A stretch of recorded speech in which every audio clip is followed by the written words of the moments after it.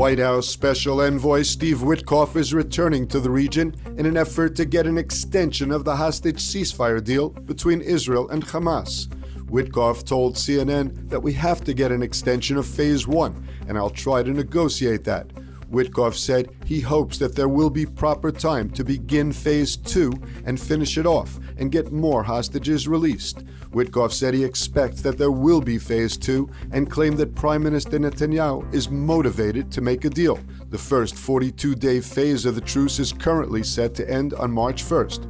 Meanwhile, Hamas announced that it's refusing to take part in mediated talks with Israel unless Palestinian prisoners are released as agreed. The announcement followed Israel's decision to delay the release of some 600 Palestinian prisoners due to be freed on Saturday night, but placed on hold after Hamas's humiliating hostage release ceremonies, including bringing 2 Israeli hostages to view a ceremony where others were freed.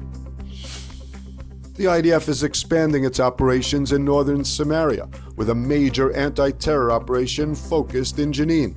Yesterday, the IDF deployed tanks into the terrorist hotbed of Jenin in the first deployment of its kind in more than 2 decades. Troops are intensifying operations, and officials are now saying that it could continue for an extended period. Defense Minister Katz said the operation was across Judea and Samaria and declared that the troops would remain in the territory's urban hotspots for the coming year.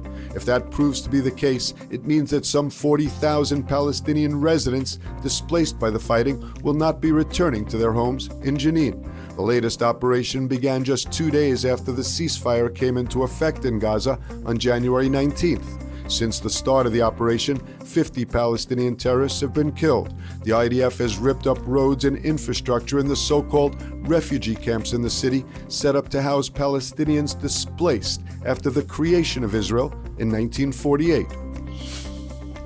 In Lebanon, while former Hezbollah chief Nasrallah was being buried in a funeral attended by the masses in Beirut, the IDF was striking Hezbollah targets.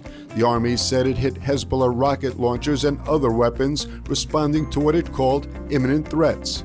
According to Lebanese reports, the strikes occurred all around Lebanon, striking close to the coastal city of Tyre, in the Hermel district in the north, in Baalbek in the east, and in southern Lebanon. The army said it targeted Hezbollah sites that were in violation of understandings between Israel and Lebanon and presented a threat to Israel and its citizens.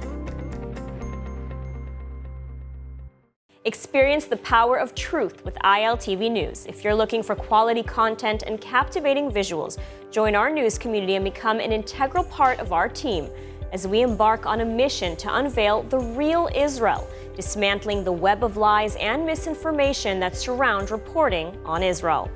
By subscribing to ILTV News, you will not only have access to the latest updates, but you will also amplify our message, creating a ripple effect that carries the truth far and wide.